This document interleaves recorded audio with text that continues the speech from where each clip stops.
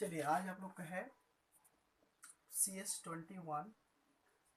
ये होगा आपका यूनिट नंबर 4 का।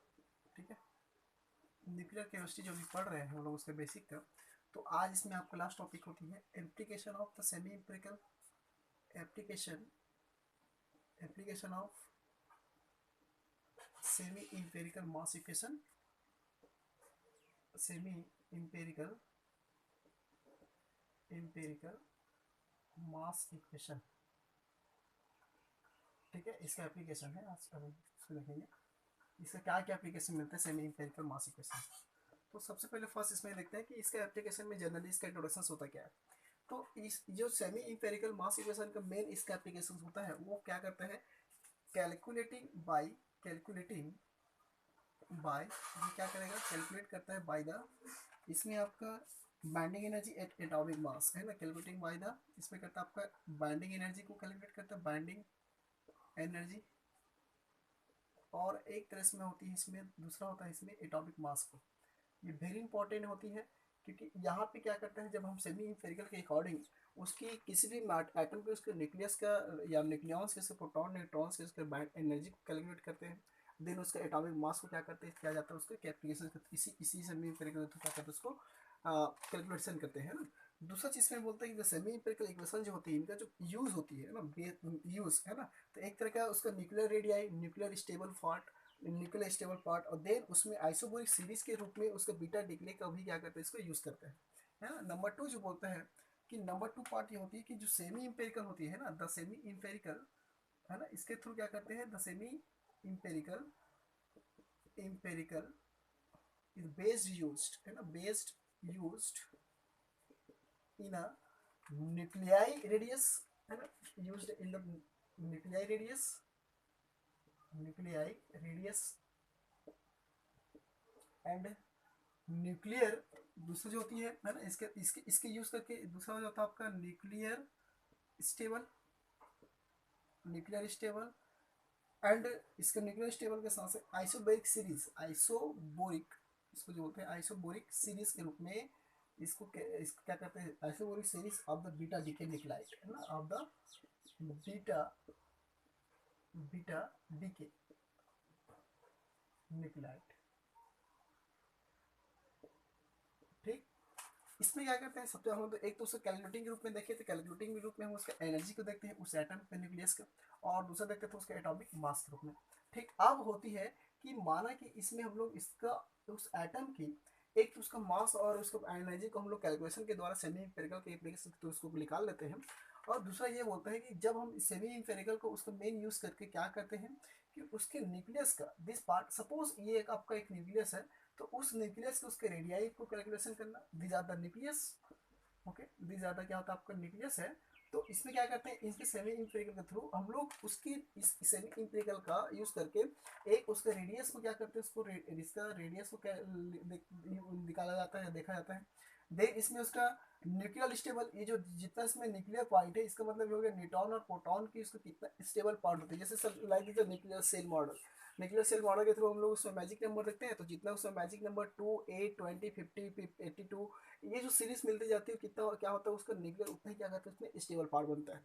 तो वो किसके थ्रू होता था हमारा ये सेमी इंपेरिकल या लिक्विड ड्रॉप मॉडल के थ्रू भी हम क्या कर सकते हैं उसका न्यूक्लियर स्टेबल को भी हम लोग क्या कहते हैं शो करते हैं, या उसका जो न्यूक्लियर स्टेबल है उसको बताती है। दूसरा बोलते हैं इसमें isobaric series of the beta decay nuclide. ठीक, तो इसका जो न्यूक्लियस होती है वो beta de alpha decay beta decay हम लोग पहले से पढ़ चुके हैं कि अल्फा डीके बीटा डीके क्या होती है। तो उसका क्या करते हैं, उसको आइसोबोरिक सीरीज के रूप में भी हम लोग क्या करते हैं इस न्यूक्लियस का उसके बीटा डीके या उस न्यूक्लाइड की क्या करता है कि क्या कहते हैं एक तरह का सीरीज प्रिपरेशन होती है। और वो सीरीज किसके रूप में मिलती है हमको यहाँ पे, एक उसको सेमी इंपेरिकल के रूप में क्या करते हैं उसको सीरीज को लिया जाता है। तो ये होता है उसका general introduction of the application of semi empirical का। ठीक, इसमें अलग अलग टाइप्स ऑफ द इसको कंसिडर किया गया है। तो इसमें नंबर पहला 1 होती है, इसका नंबर 1 कंसिडरेबल, या इसको यूँ कहूँ तो there is the this applications are briefly considered here. ठीक है, यहाँ पे मैं थोड़ा सा लिख रहा हूँ।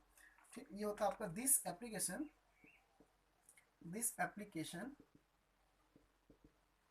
these applications are briefly expression में briefly considered considerable driven to here.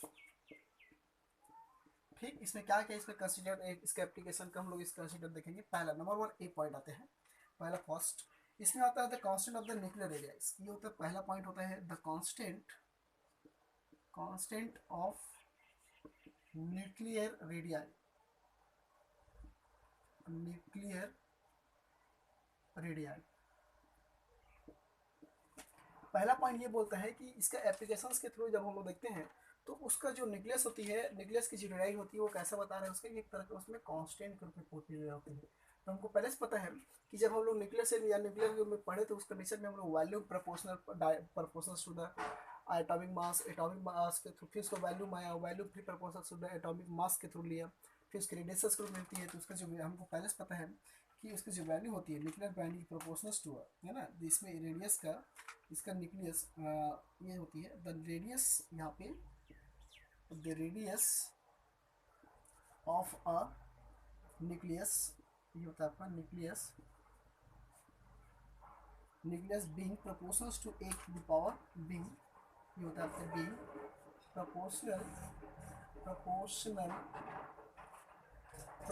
To, ये होता है आपका a की पावर 1/3 इज गिवन बाय। ठीक, क्या होता है यहाँ पे इसका जो वैल्यू होती है इसका r इक्वल r0 a की पावर 1/3। ये हम उसको पहले से कैलकुलेट कर चुके हैं कि इसका जो वैल्यू होती है ये क्या होता है आपका रेडियस का वैल्यू होती है, जो कि क्या होता है आपकी तरह का, ये होता है आपका न्यूक्लियर रेडिया कहलाता है। These are the nuclear radii. ठीक है, ये होती है हमारा रेडियो इलेक्ट्रिक। यदि यहाँ पे इन्वॉल्व अगर हम लोग कोलम्बिक एनर्जी ग्रुप में देखते हैं तो कोलम्बिक एनर्जी ग्रुप में जब ये टर्म्स लेकर सेमी इंपिरिकल आती है ना, यदि यहाँ पे हम क्या करते हैं सेम r0 इन्वॉल्व, ठीक है, यहाँ पे r0 को इन्वॉल्विंग करता है कोलम्बिक का एनर्जी, है ना, involve to Coulombic energy is the semi empirical equation is the.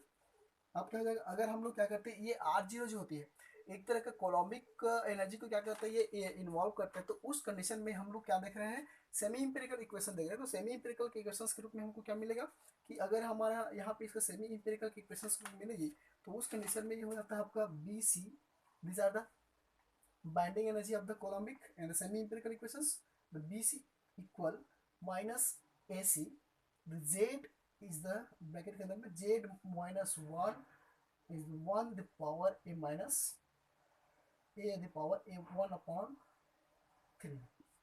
ठीक, ये इक्वेशन होता है किसका, होता है आपका semi empirical in the equation of the nuclear radii के थ्रू। ठीक है, अब देखिए कि इसमें डिफरेंटली क्या चीज होती है कि आप सबसे पहले फर्स्ट इसमें radius of the nucleus binding energy process हमको ये देखा। अब ये इक्वेशन बोलता है जो r की वैल्यू होती है, ये r की वैल्यू हमारा सेम इन्वॉल्व करता है कोलम्बिक एनर्जी में, किसमें सेमी इंपेरिकल इक्वेशंस में। तो सेमी इंपेरिकल इक्वेशंस का रेडी क्या मिलता है ये वैल्यू, तो दोनों वैल्यू क्या हो गया सेम हो गया। तो इनके थ्रू क्या करते हैं हम उसकी जो कांस्टेंट, ये आपको कांस्टेंट वैल्यू होती है ना, तो इसलिए इसको बोला जाता है कि the constant of the nucleus are radii.